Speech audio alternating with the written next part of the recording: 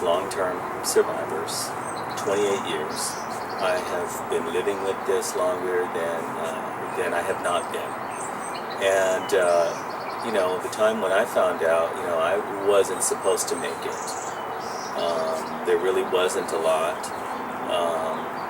And the way that I made it through it, and I know this must sound crazy, but was to work as hard as I could. I figured if I could just continue working and my focus forward in terms of advocacy, that I would be okay. HIV and AIDS has impacted my life very personally and directly.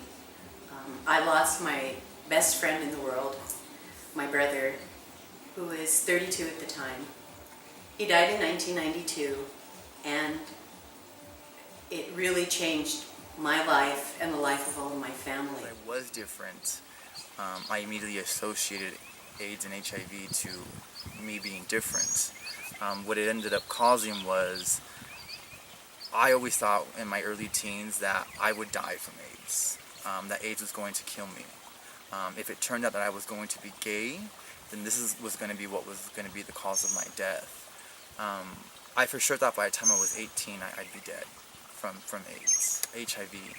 I didn't get the proper information. It was out of fear of my own sexual identity and what AIDS looked like in the media that I came up with this. I never planned to go to college. I never planned what I would do after high school. We already know about what is the use of condom. We already know how they use a condom and what time we have to use a condom. But we don't know where we can go and get hormones. So maybe we share needles. Silicon parties in Florida. A van, they go to the parking lot in one gay club and they charge $300 and they pumping girls and inside of the vans. CDC don't know that one. Work with transgender is not give a condoms. Work with transgender is understand what the transgender life is and how we pass. Gays would organize themselves in social groups. But when the HIV and AIDS epidemic hit, it had to become much more political in terms of ensuring that Latino lesbians and gays in the communities were getting the messages and information and prevention, particularly prevention messages, because at that point there was no cure and no good medications for the epidemic. And then, of course, the Latina lesbians that were in the community took care of our brothers who were also ill during that period of time. And so that brought us much closer together, but that was, at least, I was more in a rural until my former lover became best friend, was diagnosed with HIV and AIDS back in the late 1980s, that it really impacted me, of the tremendous need that our community had when it came to addressing sexuality, HIV, AIDS, and other issues that we don't like talking about. In 1993, I founded the Wallace Memorials Project. We constructed the nation's only publicly funded AIDS monument, and it was dedicated on December the 1st, 2004, in front of 1,500 people here at Lincoln Park.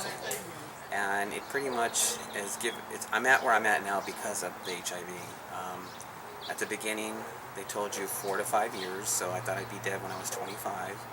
And I went through those stages where I was rebellious, I wanted to do everything. I thought, well, if I'm only going to live 4 or 5 years, then I'm going to live it up. Then when I was 25, I realized, well, I think I'm going to be here a little bit longer than that, so I need to start taking care of myself. And it really motivated me to take better care of myself. It also inspired me to think of goals that I wanted to do, where before I didn't care what I did for a career. But I figured at that point, if I was going to be around, I really needed to find something that I wanted to do. I was looking at a picture a couple of days ago, and there are 10 of us in the picture, and only 3 of us are alive. And these are young people who died in their 20s, early 30s, like a whole life went unfulfilled. So I think the impact that had was dreams unfulfilled. Projects that were never came to HIV is a very personal issue, not only because it has affected me personally, but also because it has affected my friends, acquaintances, people I care about, and because people have unfortunately become accustomed to the idea that pills do take care of the disease and therefore they can expose themselves to HIV and get infected. It's certainly not a walk in the park for anyone, and I would certainly recommend to anyone watching this video that if they don't know their status, to get tested, and if they know their status and they are negative, to keep practicing safer sex practices. It's one of the issues that has affected me personally. As an HIV positive trans woman, HIV is one of the issues that impact the trans community. There have been studies to where it shows that the trans community, particularly male to female trans individuals, are the ones who are more affected and more impacted and that have the highest incidence of HIV. We have to do a lot of work to make sure that the HIV specific needs of our community are met. We do know that there is some HIV prevention efforts, but that is obviously A year and a half ago, I started volunteering at UCLA Harbor Medical Center. A young mother who had come in to client services that I was assisting one morning, and I was the only Spanish speaker on hand. So when she came to me, she started disclosing what she had just recently gone through. She basically had just found out that she was HIV positive the day before.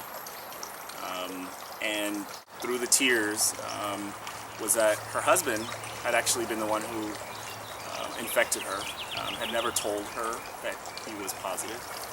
And to make matters worse, she had a 1-year-old infant who she was afraid might also be HIV positive because she wasn't on any medication. It's in that one moment where just working in social services, just talking to her, I could only do so much. And what I really wanted to be part of was her treatment. So I'm pursuing a degree in a doctorate in medicine as a result of being able to contribute more